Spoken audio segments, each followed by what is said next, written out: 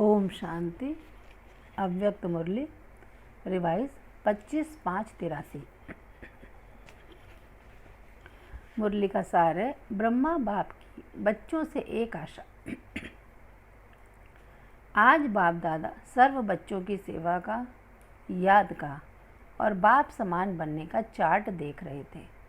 बाप दादा द्वारा जो भी सर्व खजाने मिले, बाप को निराकार और आकार रूप से साकार में बुलाया और बाप दादा भी बच्चों के स्नेह में बच्चों के बुलावे पर आए, मिलन मनाया।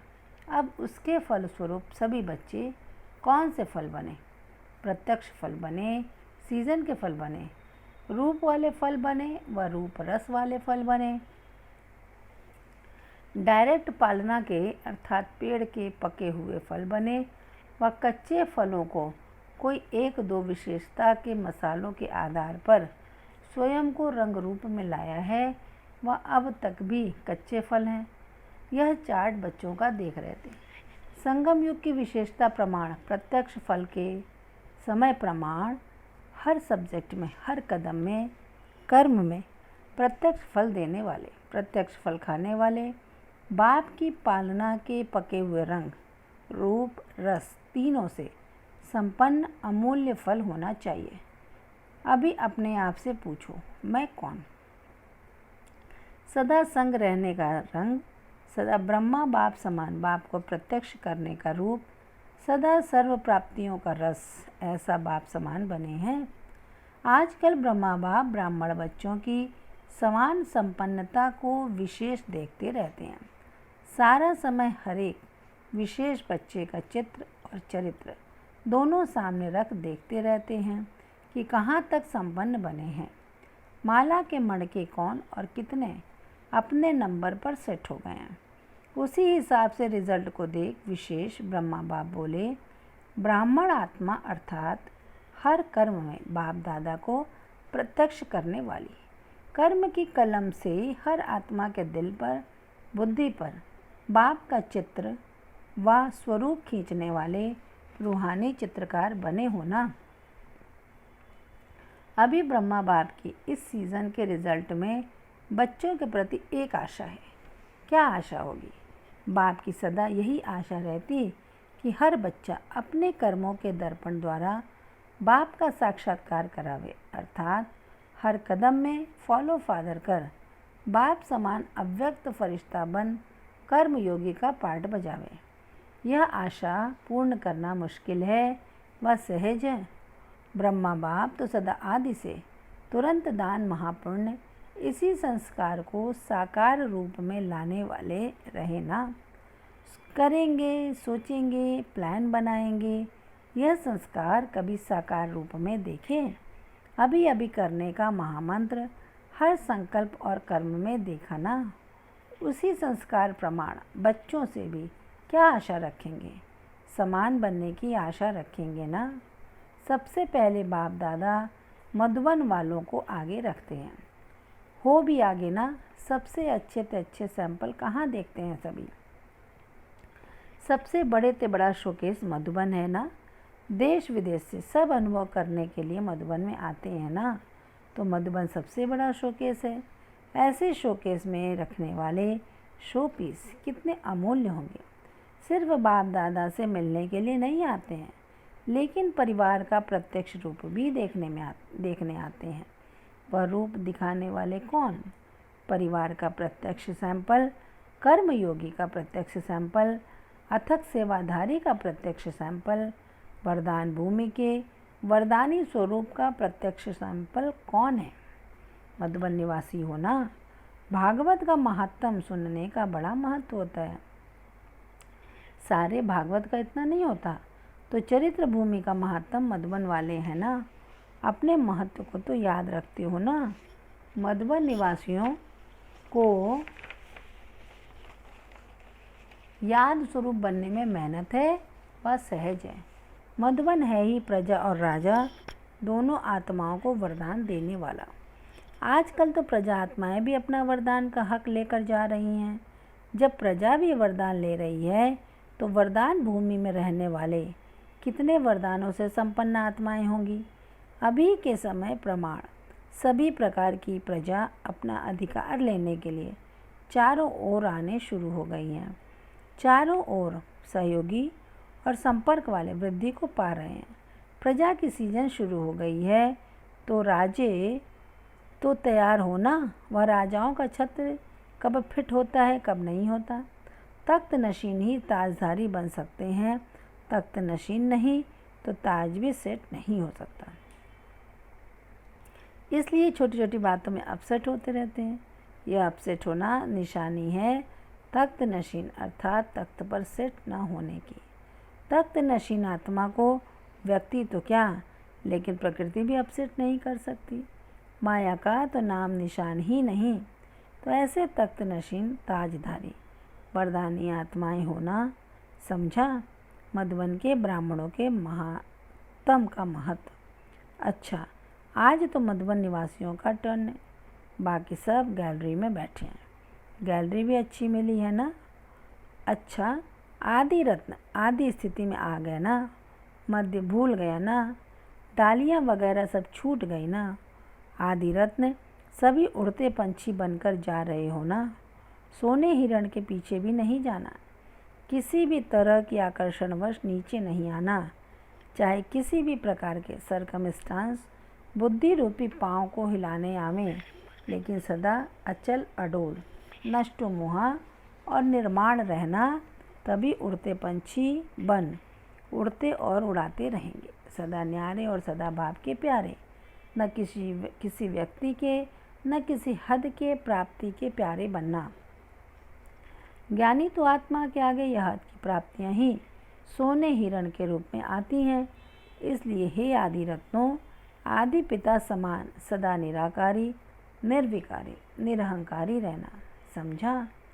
अच्छा, ऐसे हर कर्म में बाप का प्रत्यक्ष स्वरूप दिखाने वाले पुण्य आत्माएं, हर कर्म में ब्रह्मा बाप को फॉलो करने वाले, विश्व के आगे चित्रकार बन बाप का चित्र दिखाने वाले, ऐसे ब्रह्मा बाप समान श्रेष्ठ आत्माओं को बाप दादा का याद प्यार और नमस्ते। बच्चों की तरफ से भी बाबा को नमस्ते नमस्ते नमस्ते। सभी महारथियों ने सेवा के जो प्लान्स बनाए हैं उसमें भी विशेष यूथ का बनाया है ना। यूथ व युवा वर्ग की सेवा के पहले जब युवा वर्ग गवर्नमेंट के आगे प्रत्यक्ष होने का संकल्प रख आगे बढ़ रहा है, तो मैदान में आने से पहले एक बात सदा ध्यान में रहे कि बोलना कम है, करना ज़्यादा है। मुख द्वारा बताना नहीं है, लेकिन दिखाना है। कर्म का भाषण स्टेज पर करें, मुख का भाषण करना तो नेताओं से सीखना हो तो सीखो। लेकिन रूहानी युवा वर्ग सिर्फ मुख से भाषण करने वाले नहीं, लेकिन उनके नयन मस्तक उनके कर्म भाषण करने के निमित्त बन जाए। कर्म का भाषण कोई नहीं कर सकता है, मुख का भाषण अनेक कर सकते। कर्म बाप को प्रत्यक्ष कर सकता है, कर्म रूहानियत को सिद्ध कर सकता है। दूसरी बात, युवा वर्ग सदा सफलता के लिए अपने पास एक रूहानी तावीज़ रखे। वह कौन सा? रिगार्ड देना ही रिगार्ड लेना है। यह रिगार्ड का रिकॉर्ड सफलता का अविनाशी रिकॉर्ड हो जाएगा। युवा वर्ग के लिए सदा मुख पर एक ही सफलता का मंत्र हो, पहले आप। यह महामंत्र मन से पक्का रहे, सिर्फ मुख के बोल हों कि पहले आप और अंदर में रहे कि पहले मैं, ऐसे नहीं। ऐसे भी कई चतुर होते हैं, मुख से कहते पहले आप, लेकिन अंदर भावना पहले मैं की रहती है। यथार्थ रूप से पहले मैं को मिटाकर दूसरे को आगे बढ़ाना, सो अपना बढ़ना समझते हुए इस महामंत्र को आगे बढ़ाते सफलता को पाते रहेंगे। समझा। यह मंत्र और तावीज सदा साथ रहा तो प्रत्यक्षता का नगाड़ा बजेगा। प्लान्स तो बहुत अच्छे हैं, लेकिन प्लेन बुद्धि बन प्लान प्रैक्टिकल में लाओ। सेवा भले करो, लेकिन ज्ञान को जरूर प्रत्यक्ष करो। सिर्फ शांति शांति तो विश्व में भी सब कह रहे हैं, अशांति में शांति मिक्स कर देते हैं। बाहर से तो सब यही नारे लगा रहे हैं कि शांति हो, अशांति वाले भी नारा शांति का ही लगा रहे हैं। शांति तो चाहिए, लेकिन जब अपनी स्टेज पर प्रोग्राम करते हो तो अपनी अथॉरिटी से बोलो, वायुमंडल को देख कर नहीं, वो तो बहुत समय किया और उस समय के प्रमाण यही ठीक रहा। लेकिन अब जबकि धरती बन गई है तो ज्ञान का बीज डालो।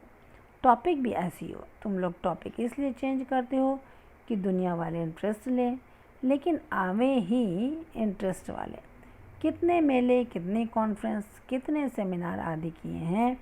इतने वर्ष तो लोगों के आधार पर टॉपिक्स बनाए, आखिर गुप्तवेश में कितना रहेंगे। अब तो प्रत्यक्ष हो जाओ। वह समय अनुसार जो हुआ वह तो हुआ ही, लेकिन अभी अपनी स्टेज पर परमात्मा बॉम्ब तो लगाओ। उन्हों का दिमाग तो घूमे कि ये क्या कहते हैं, नहीं तो सिर्फ कहते कि बहुत अच्छी बातें बोली, तो अच्छी अच्छी ही रही और वो वहाँ के वहाँ रह जाते। कुछ हलचल तो मचाओ ना। हर एक को अपना हक होता है। पॉइंट्स भी दो तो अथॉरिटी और स्नेह से दो, तो कोई कुछ नहीं कर सकता। ऐसे तो कई स्थानों पर अच्छा भी मानते हैं कि अपनी बात को स्पष्ट करने में बहुत शक्तिशाली हैं। ढंग कैसा हो वह तो देखना पड़ेगा, लेकिन सिर्फ अथॉरिटी नहीं, स्नेह और अथॉरिटी दोनों साथ साथ चाहिए। बाप दादा सदैव कहते हैं कि तीर भी लगाओ, साथ साथ मालिश भी करो। रिगार्ड भी अच्छी तरह से दो, लेकिन अपनी सत्यता को भी सिद्ध करो। भगवान आज कहते हो ना, अपना थोड़े ही कहते हो। बिगड़ने वाले तो चित्रों से भी बिगड़ते हैं, फिर क्या करते हो? चित्र तो नहीं निकालते हो ना साकार रूप में, तो फलक से किसी के भी आगे अथॉरिटी से बोलने का प्रभाव क्या निकला? कब झगड़ा हुआ क्या? यह तरीका भाषण का भी सीखे ना। ज्ञान की रीति कैसे बोलना है स्टडी की ना, अब फिर यह स्टडी करो। दुनिया के हिसाब से अपने को बदला, भाषा को चेंज किया ना, तो जब दुनिया के रूप में चेंज कर सके तो यथार्थ रूप से क्या नहीं कर सकते? कब तक ऐसे चलेंगे? इसमें तो खुश हैं कि यह जो कहते हैं बहुत अच्छा है। आखिर दुनिया में यह प्रसिद्ध हो कि यही यथार्थ ज्ञान है, इससे ही गति सदगति होगी। इस ज्ञान बिना गति सदगति नहीं।